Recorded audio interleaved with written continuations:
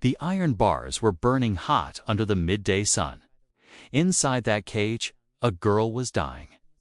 Jasper Wild had been tracking his missing cows for 3 hours through the Arizona desert when he heard it.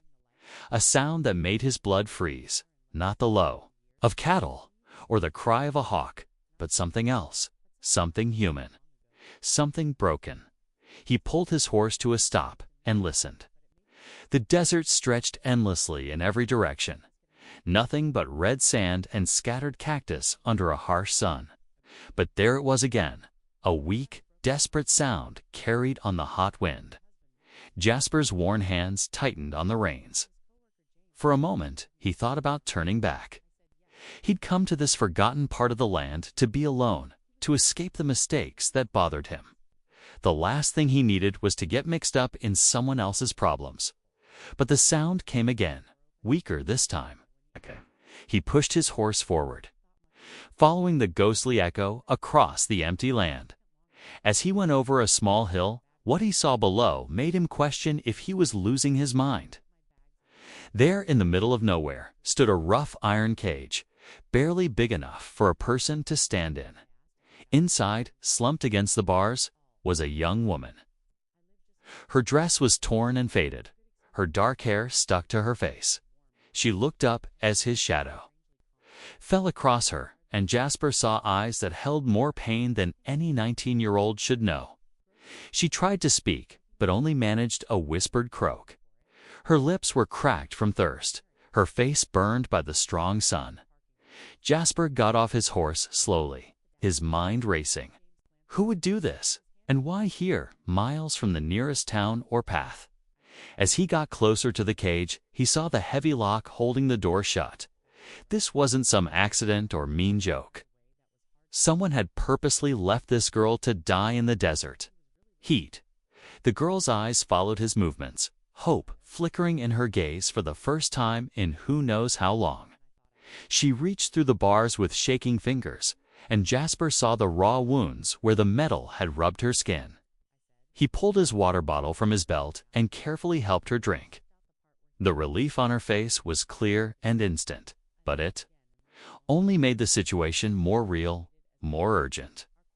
Jasper looked around the lonely land, studying the tracks in the sand, boot prints, horse hooves, recent ones. Whoever had done this couldn't be far away. But as he knelt to look at the lock more closely, a new sound reached his ears, the distant rumble of horses coming, many riders heading straight for them. The riders appeared like evil spirits coming.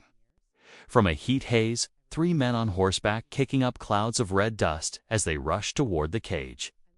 Jasper's hand naturally moved to the gun on his hip, but he waited. These weren't random wanderers, just finding the scene. They rode with purpose, with the confidence of men returning to claim what was theirs. The girl in the cage saw them too, and the terror that filled her face told Jasper everything he needed to know. She pressed herself against the far side of the cage, whimpering like a hurt animal. The lead rider was a huge man with a black beard and eyes like chips of coal. He pulled his horse to a stop 20 feet away, dust swirling around him like a small sandstorm. "Well, well," the man called out, his voice carrying easily across the desert quiet. "Looks like someone found our little lost lamb." Jasper kept his face calm, though his mind was figuring out distances, angles, escape routes. 3 against 1, and they had the higher ground. "Name's Cormac Dulan," the bearded man continued, getting off his horse with surprising grace for his size. "This here's my property you're stepping on." Jasper's jaw tightened. Property. This girl ain't property. Dulan laughed, a sound like grinding stone. "Oh, but she is. See, little Magnolia there owes me a lot of money. Her daddy thought he could cheat at cards and walk away clean. When we came to collect, he'd already run off, left his daughter too. Pay what he owed." The girl Magnolia shook her head quickly. "I told you, I don't know where he went. I swear, I don't know." "Of course you don't, sweetheart," Dulan said in a teasing way. "But a debt's still a debt, And until Daddy shows his face, you're my guarantee he'll come back. Jasper felt something dark and familiar rise in his chest, the same anger that had gotten him into trouble before, that had cost him everything that mattered. But looking at this girl, seeing the hopelessness in her eyes, he couldn't just walk away.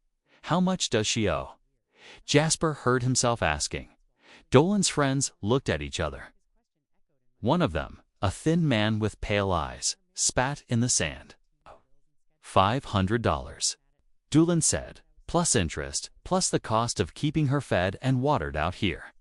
It was a huge sum, more money than most men saw in a year. Jasper's ranch barely brought in enough to keep him fed through winter. But as he looked at Magnolia, he saw something that cut through all his careful thinking. She reminded him of someone else, someone he'd failed to protect long ago. I'll pay it, Jasper said quietly. The words hung in the desert air like a dare.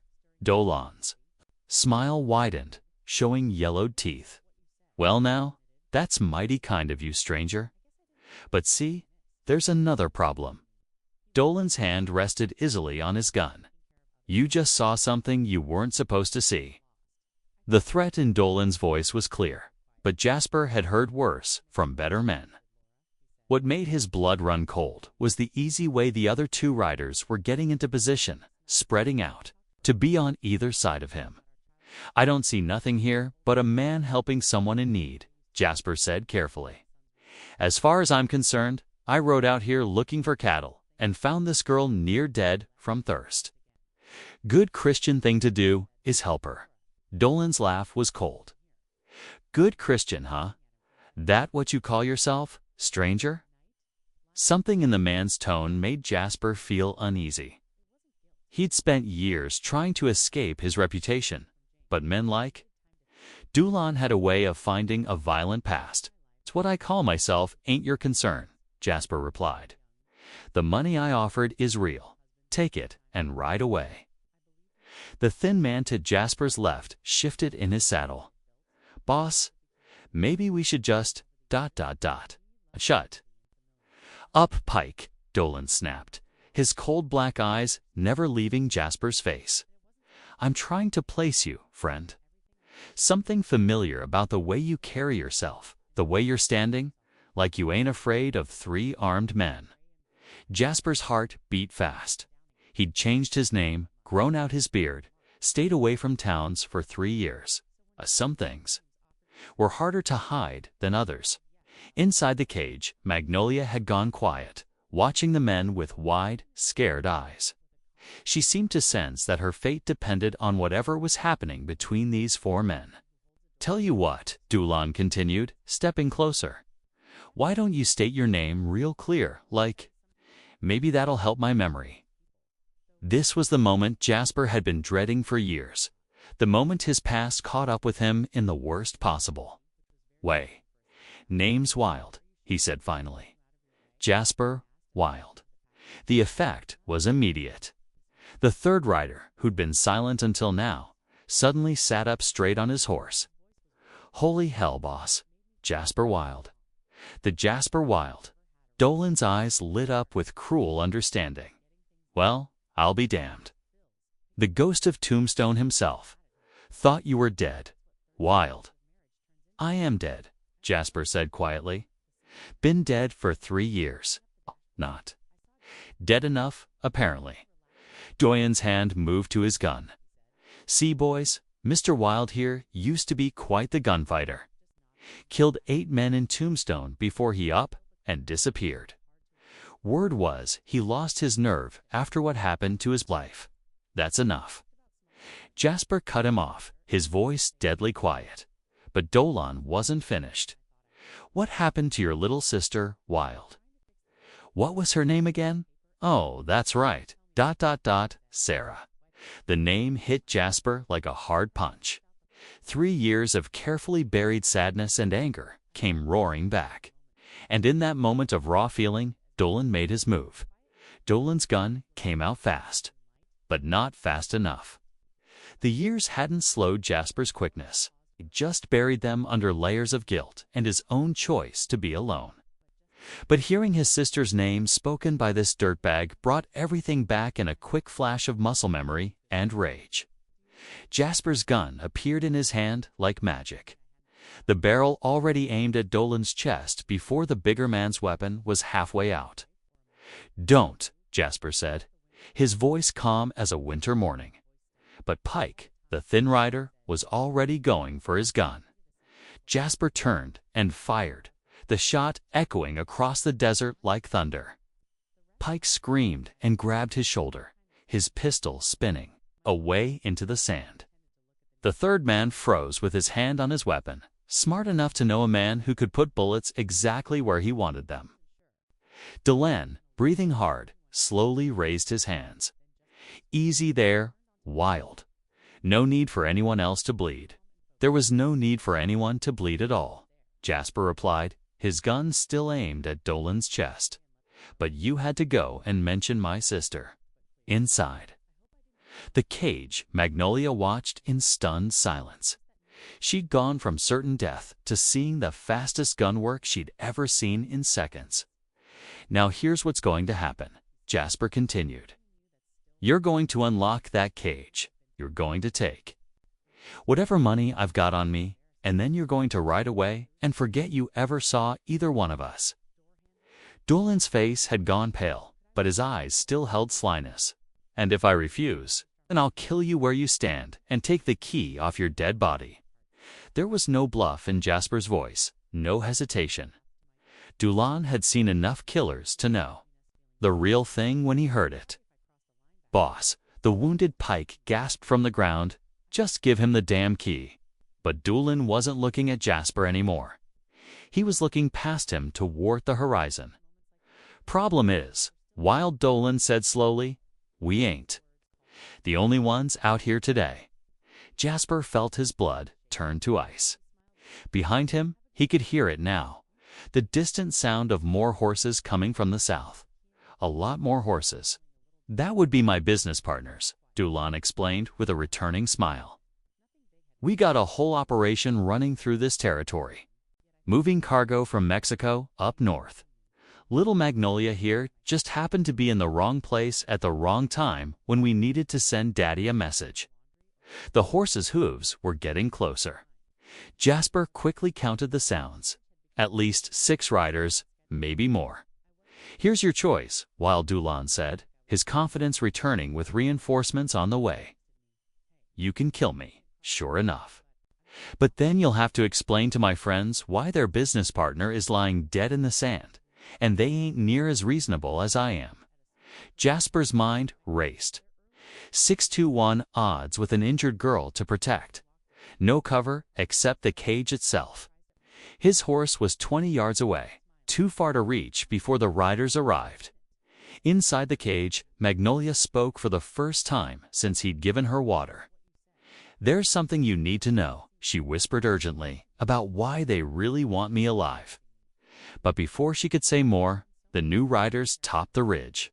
And Jasper realized that Dulan's business partners weren't just any outlaws. They were Federals' Mexican soldiers in dusty blue uniforms, rifles shining in the sun. The Federals rode down from the ridge like angry angels, their blue uniforms dark with sweat and dust. At their head rode a colonel with silver braids on his shoulders and murder in his eyes. Jasper kept his gun aimed at Dulan, but his mind was spinning. Mexican soldiers this far north meant one thing. They were chasing something or someone across the border, something important enough to risk an international problem.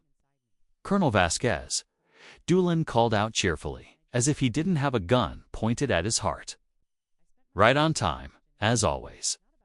The colonel's horse snorted and stamped as he pulled up beside the cage. His worn face showed no emotion as he took in the scene. The wounded Pike, Jasper's drawn weapon, and Magnolia huddled in the iron prison. "Senator Dulan," the colonel said in accented English, "there seems to be a problem." "Nothing we can't handle, Colonel.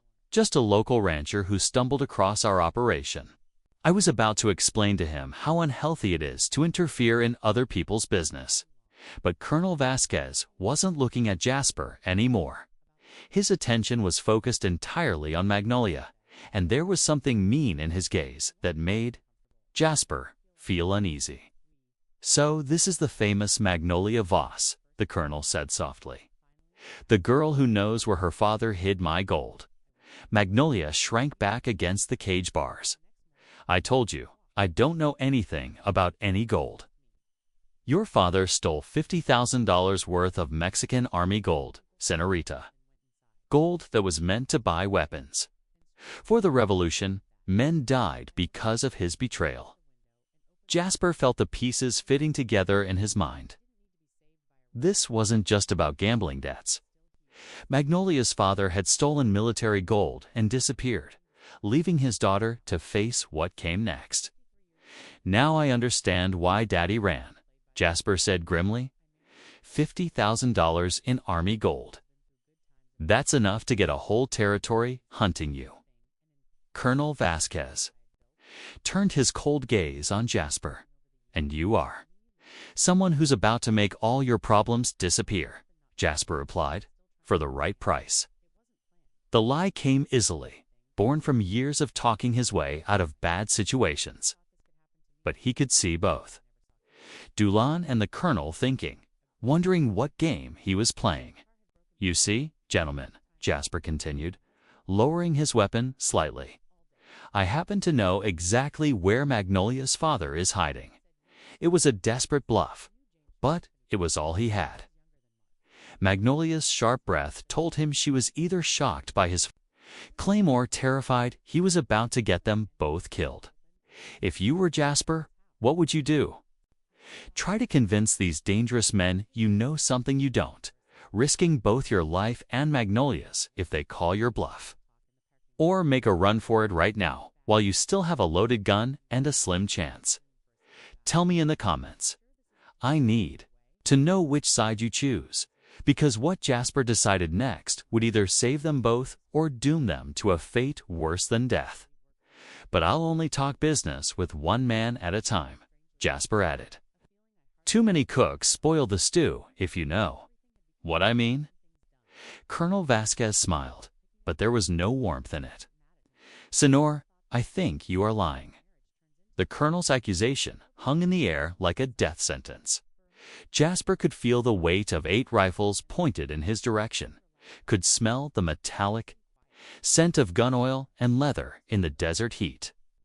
"Maybe I am lying," Jasper said with a shrug that he hoped looked casual. "But are you willing to bet $50,000 in gold that I don't know, something you need?" He was walking a very thin line now, buying time he didn't have with information he didn't possess. But he'd learned long ago that desperate men made desperate mistakes, and right now, desperation was his only help. Colonel Vasquez got off his horse slowly, his spurs jingling against the stones. "You have 1 minute to convince me you are worth keeping alive, Senor."